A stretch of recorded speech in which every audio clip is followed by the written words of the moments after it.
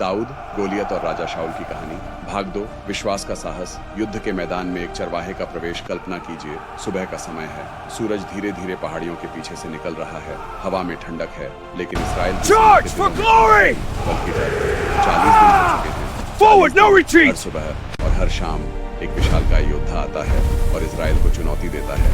वह हंसता है, वह उनका मजाक उड़ाता है, वह उनके परमेश्वर का अपमान करता है, और हर बार इजराइल की सेना चुप रहती है।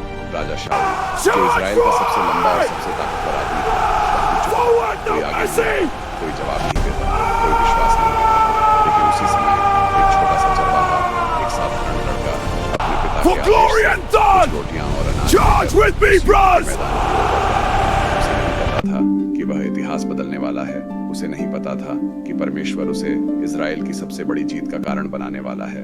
उसका नाम था दाऊद, और यह है उस क्षण की कहानी जब विश्वास ने डर को चुनौती दी। युद्ध का मैदान, 2 सेनाएं, एक घाटी और एक डर। यहूदा के सोको नामक स्थान के पास पलिश्ती और इसराइली सेना आमने सामने खड़ी थी। एक पहाड़ी पर इसराइल की सेना खड़ी थी और दूसरी पहाड़ी पर पलिश्ती। बीच में एक गहरी घाटी थी।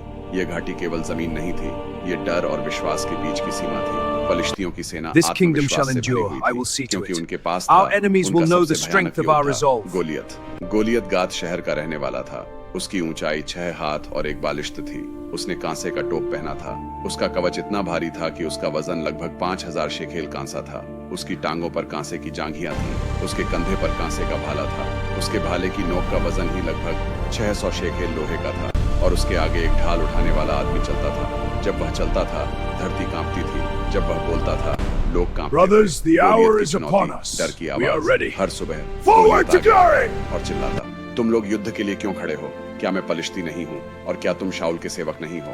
अपने में से एक आदमी चुनो और उसे मेरे पास भेजो। अगर वह मुझे हरा दे तो हम तुम्हारे दास होंगे, लेकिन अगर मैं उसे हरा दूं तो तुम हमारे दास बनोगे। फिर वह कहता, मैं आज इसराइल की सेना को ललकारता हूँ, एक आदमी भेजो ताकि हम लड़ें। जब शाऊल और इसराइल ने यह सुना, वे बहुत डर गए। उनका साहस टूट गया, उनका विश्वास कमजोर हो गया। दाऊद, एक साधारण काम, एक असाधारण योजना। उसी समय बेतलेहम में दाऊद अपने पिता की भेड़ों को चरा रहा था। उसके 3 बड़े भाई एलियाब, अबीनादाब और शम्मा राजा शाऊल की सेना में थे। एक दिन उसके पिता यिशै ने उससे कहा, यह भुना हुआ अनाज और ये 10 रोटियां ले जाओ और अपने भाइयों के पास जाओ, और यह भी देखो कि वे कैसे हैं। दाऊद आज्ञाकारी था। वह सुबह जल्दी उठा।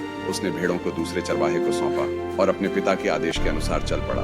उसे नहीं पता था कि यह यात्रा उसकी जिंदगी बदल देगी। दाऊद युद्ध के मैदान में पहुंचता है।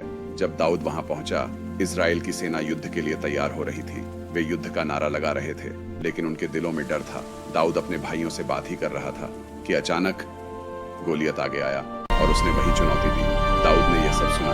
उसने देखा कि इजराइल के सैनिक डर कर पीछे हट रहे हैं। दाऊद को समझ नहीं आया। उसने पूछा, इस आदमी को मारने वाले को क्या इनाम मिलेगा? सैनिकों ने कहा, राजा उसे बहुत धन देगा और अपनी बेटी उससे विवाह करेगा और उसके परिवार को कर से मुक्त कर देगा। लेकिन दाऊद के लिए इनाम महत्वपूर्ण नहीं, उसके लिए महत्वपूर्ण था परमेश्वर का सम्मान। दाऊद का प्रश्न जो किसी ने नहीं पूछा। दाऊद ने कहा, यह खतना रहित पलिश्ती कौन है जो जीवित परमेश्वर की सेना को ललकारता है? यह केवल एक प्रश्न नहीं था, यह विश्वास की आवाज थी। जहां बाकी लोग गोलियत को देख रहे थे, दाऊद परमेश्वर को देख रहा था। जहां बाकी लोग समस्या को देख रहे थे, दाऊद समाधान को देख रहा था। भाइयों का विरोध जब अपने ही समझ नहीं पाते। जब उसके बड़े भाई एलियाब ने यह सुना, वह क्रोधित हो गया। उसने कहा, तू यहाँ क्यों आया है और उन थोड़ी सी भेड़ों को किसके पास छोड़ आया है? मैं तेरे घमंड को जानता हूँ। Then let us go forward. Dawood को चोट लगी, लेकिन उसने हार नहीं मानी। उसने उत्तर दिया, मैंने क्या किया है? क्या यह एक उचित प्रश्न नहीं है? कभी कभी परमेश्वर की योजना को अपने ही लोग नहीं समझते, लेकिन दाऊद जानता था कि परमेश्वर उसके साथ है। My son, the light of our ancestors shines upon you. Dawood की बात I am ready, Father. और राजा Go शाऊल को forth with बताया। courage. दाऊद को राजा के पास लाया गया। दाऊद ने कहा, इस आदमी के कारण किसी का दिल न टूटे। आपका सेवक जाकर इस पलिश्ती से लड़ेगा। शाऊल आश्चर्यचकित था। उसने दाऊद को देखा, एक जवान लड़का, कोई कवच नहीं, कोई युद्ध का अनुभव नहीं। उसने कहा, तू उसके साथ नहीं लड़ सकता, क्योंकि तू केवल एक लड़का है और वह बचपन से योद्धा है। लेकिन शाऊल को नहीं पता था कि दाऊद ने पहले ही बड़े युद्ध जीत लिए। दाऊद की गवाही, सिंह और भालू का सामना। दाऊद ने कहा, आपका सेवक अपने पिता की भेड़ों को चराता था। एक दिन एक सिंह आया और एक भालू आया और एक भेड़ को ले गया। मैं उसके पीछे गया और उसे मारा और भेड़ को बचाया। जब उसने मुझ पर हमला Warriors, किया, the तो मैंने enemy उसे is पकड़कर near. मार We डाला। must strike जिस now. परमेश्वर ने मुझे सिंह और भालू से बचाया, वही मुझे इस पलिश्ती से भी The light बचाएगा। calls to यह you. It विश्वास is time था, to embrace यह your साहस था, destiny. यह I am ready. परमेश्वर I पर will not भरोसा था। fail. Then राजा rise. शाऊल की अनुमति। शाऊल ने अंततः कहा, जाओ, परमेश्वर तुम्हारे साथ हो। यह एक ऐतिहासिक क्षण था। राजा ने एक The light is चरवाहे so को bright. एक दानव से It is लड़ने the की light of अनुमति our दी। destiny. लेकिन यह Follow केवल me. एक लड़ाई नहीं थी, यह विश्वास और डर के बीच युद्ध था। परमेश्वर की तैयारी पूरी हो चुकी थी। शाऊल ने अपना कवच दाऊद को पहनाया, लेकिन दाऊद ने उसे उतार दिया। उसने कहा, मैं इसमें नहीं चल सकता, क्योंकि दाऊद जानता था उसकी जीत कवच से नहीं, परमेश्वर से आएगी। उसने अपना डंडा लिया, अपनी गोफन ली और 5 चिकने पत्थर उठाए और वह आगे बढ़ा can feel our Goliath power की ओर, within me. उस युद्ध की ओर The जो light इतिहास guides बदलने my वाला path. था।